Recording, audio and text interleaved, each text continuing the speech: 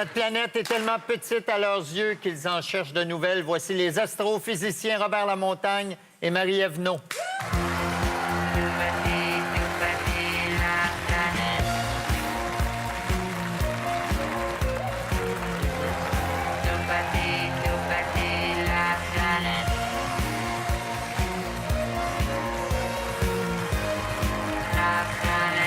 Bonsoir, bienvenue à Tout le monde en parle.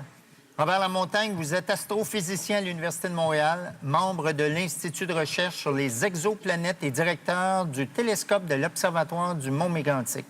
Marie-Ève Naud, vous êtes astrophysicienne et coordonnatrice scientifique à l'éducation et au rayonnement à l'Institut de recherche sur les exoplanètes. La NASA a confirmé cette semaine la découverte de 7 nouvelles exoplanètes. Dites-nous d'abord, c'est quoi une exoplanète? Bien, une exoplanète, c'est une planète qui est en orbite autour d'une étoile autre que le Soleil. Alors, on l'appelle exoplanète ou planète extrasolaire. On connaît déjà l'existence de plus de 3600 exoplanètes. Les premières ont été découvertes il y a plus de 20 ans. En quoi la découverte de ces 7 nouvelles planètes est si exceptionnelle? Il y a plusieurs éléments intéressants dans la découverte. On a des restaurants Robuchon sur chacune d'elles. Un potentiel inouï. Mais on a découvert non pas une planète, mais 7 planètes. Donc, c'est un système planétaire complet. Les 7 planètes ont des caractéristiques qui les apparentent un peu à la Terre, en termes de taille, en termes de masse. Elles tournent autour d'une étoile de très petite taille, à peine plus grosse que la planète Jupiter dans notre système solaire, à peu près moins d'un dixième de la masse du Soleil. Et c'est un système solaire compact. La plus proche prend 1 journée et demie à faire le tour de l'étoile. Son année dure 1 journée et demie. Et la plus éloignée prend 20 jours. Donc, son année dure 20 jours. Alors, c'est comme un jouet. C'est un système solaire miniature. C'est comme gros jouet, quand même. Ben, oui, mais quand même. C'est comme on avait des petites voitures, finalement. Les 7 exoplanètes tournent autour d'une petite étoile peu lumineuse qui s'appelle TRAPPIST-1, située dans notre galaxie à 40 années-lumière de nous. 40 années-lumière, pour vous donner une idée, ça représente l'équivalent de 385 000 milliards de kilomètres. Mais ça, c'est presque à la porte, ça, quand même, dans votre domaine. C'est tout à fait à la porte, oui, parce que, dans le fond, ça fait partie des 300 étoiles les plus proches. Donc, c'est notre voisinage solaire. C'est nos voisins. Mais s'y rendre avec Sunwing, ça prendrait combien de temps, par exemple? En fait, je me suis amusé à faire le calcul. Si on prenait les meilleurs engins spatiaux, on parle d'un voyage d'à peu près entre 600 000 et 700 000 ans pour arriver jusqu'à TRAPPIST-1. Ça fait beaucoup de petits repas d'avion. Ça fait beaucoup de sandwich. Le sandwich. Ouais. Qu'est-ce qu'on sait d'autre sur ces 7 exoplanètes-là? La taille, la composante, la température? Ce qui est vraiment excitant, en fait, avec les exoplanètes qu'on a trouvées, c'est qu'ils sont juste à la bonne distance de leur étoile pour avoir à peu près la même quantité d'énergie de leur étoile qu'on reçoit du Soleil. Donc, s'il y avait de l'eau sur ces planètes-là, elles seraient à l'état liquide. Ça serait pas de la glace, ça serait pas de la vapeur d'eau, ça serait à l'état liquide. Donc, au moins 3 de ces planètes-là sont dans vraiment la bonne distance, là. Il y a de la chaleur sur ces planètes-là? Oui. Et dans le cas de 3 de ces planètes, on est dans des températures qui sont à peu près semblables à ce qu'on retrouve sur la Terre. Il y en a une qui est un peu du côté chaud, peut-être 50-60 degrés Celsius. Les 2 autres un petit peu plus froides. S'il y avait une atmosphère avec, disons, un petit peu plus de gaz à effet de serre, le réchauffement serait plus efficace. Et donc, on aurait 3 planètes très confortables, finalement. Avec un potentiel de vie, à ce moment-là, s'il y a de l'eau. La présence d'eau n'est pas une garantie absolue qu'il y a de la vie, mais on est à peu près convaincu que l'absence d'eau est une garantie qu'il n'y a pas de vie. Alors donc, les astronomes des diverses missions, que ce soit l'exploration des exoplanètes ou même l'exploration de notre propre système solaire, on a tendance à faire un truc qu'on appelle suivre la piste de l'eau. Alors, trouvons des environnements où il y a de l'eau à l'état liquide. Ça se fait qu'un petit bâton comme ça, hein? Exactement. Exactement. Mais s'il y a de l'eau, déjà que ça augmente beaucoup la probabilité qu'il y ait de la vie. Mais qu'est-ce qu'on entend par vie sur une autre planète? Est-ce qu'on parle de vie organisée comme ici ou des petits microbes poilus, là? En fait, on le sait pas. Est-ce qu'il y a de la corruption, en fait?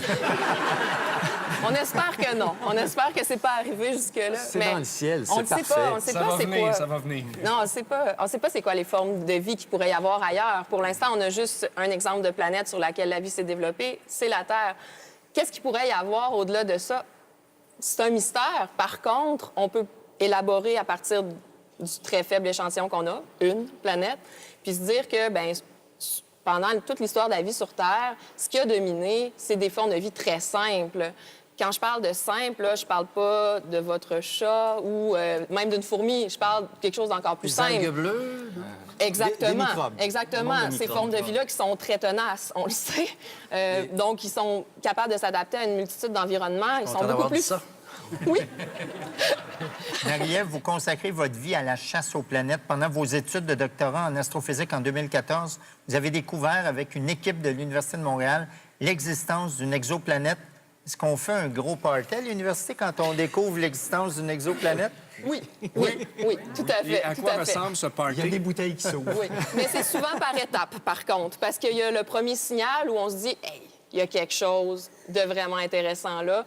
Mais après, il y a toute une série de confirmations qui se fait, puis c'est pas avant un an plus tard où là, on a un autre genre de, hey, c'est vraiment gros. On est certain là, qu'il y a une planète autour de cette Si étoile-là. vous la découvrez, est-ce que c'est vous qui la nommez? C'est la question que tout le monde se pose et j'ai une réponse vraiment plate à fournir, c'est non. J'ai pas eu le plaisir de nommer cette planète-là du nom de mon fils ou mon grand-père que j'adore. Qui décide? C'est tout simplement un système de catalogue qu'on a. Nos étoiles portent toutes des noms qui sont des noms de catalogue. HD 1, 9, 8, 4, 5, 5. Je viens de l'inventer, celle-là.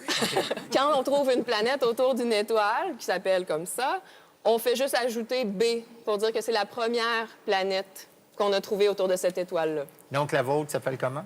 Gu Pisces B.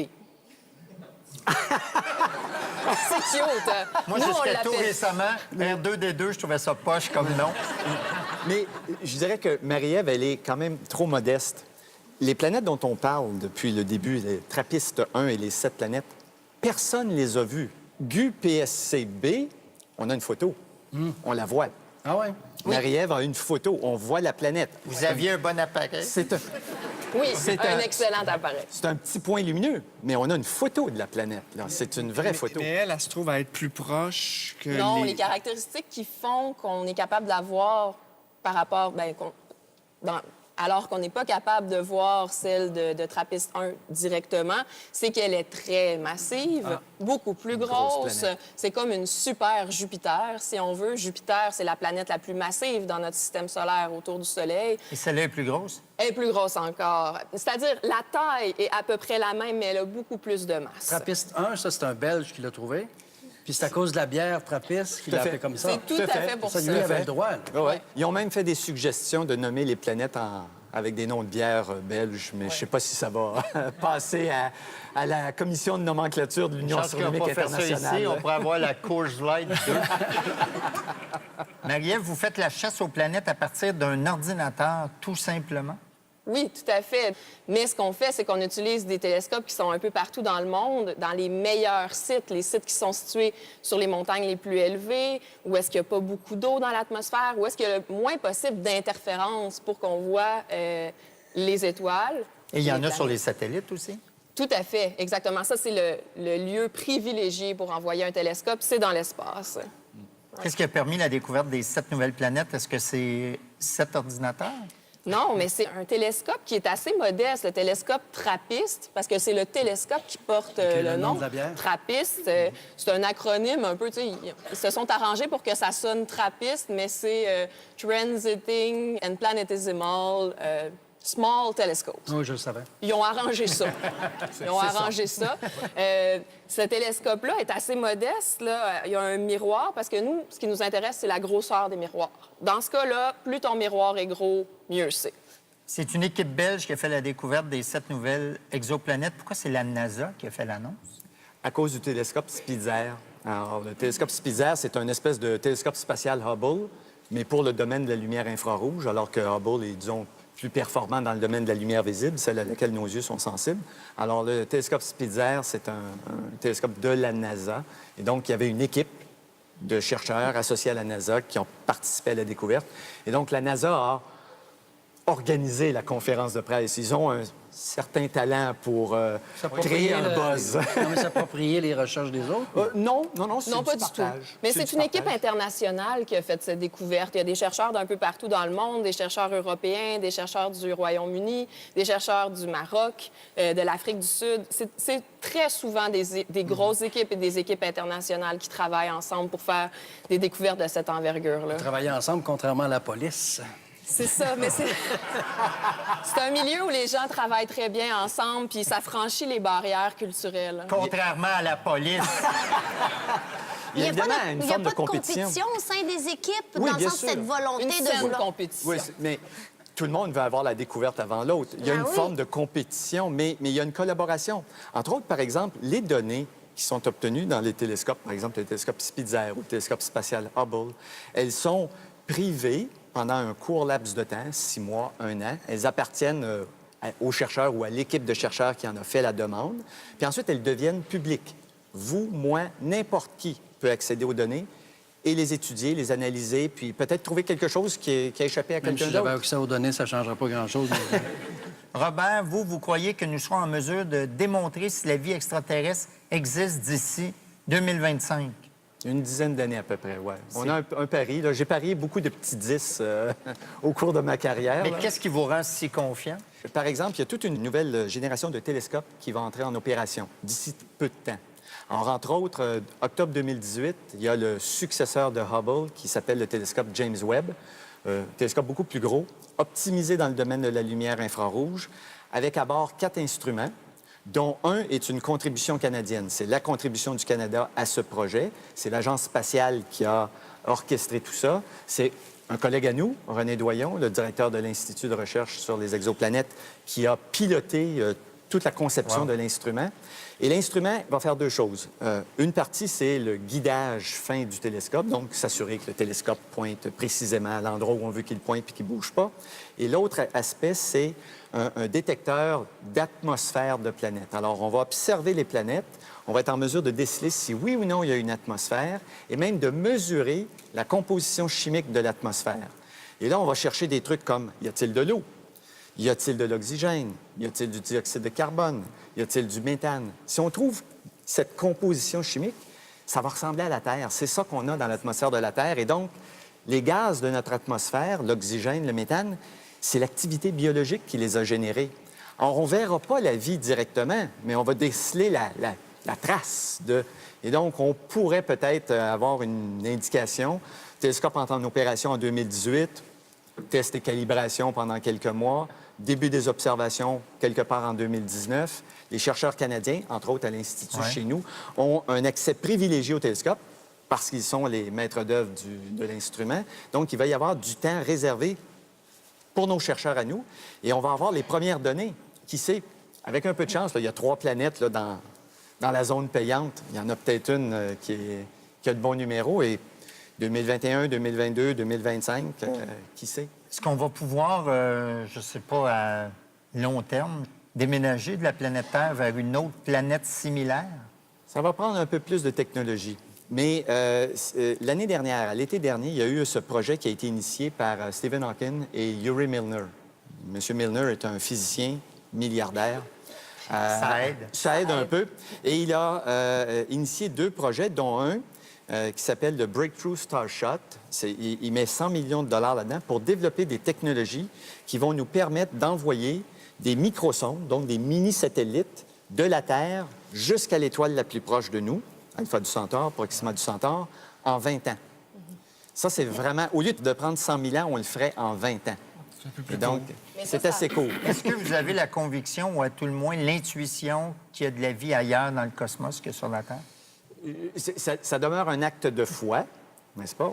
Je crois qu'il y a de la vie ailleurs, mais c'est un acte de foi qui est guidé par ce qu'on a appris sur le développement de la vie sur notre planète, ce qu'on a découvert au cours des 20, 30 dernières années, les exoplanètes, la technologie qui s'en vient. Donc, je dirais que ce n'est pas un pari audacieux de dire qu'il doit y avoir de la vie. Maintenant, probablement qu'on va tous être terriblement déçus, sauf nous. Ouais. On va tous être terriblement déçus quand on va faire une première annonce qu'on a trouvé de la vie. parce que ça va probablement être des microbes. 90 de l'histoire de la vie sur notre planète, c'est des microbes. Je suis pas aussi optimiste, je suis pas prête à être aussi optimiste que Robert quand je porte mon chapeau de scientifique.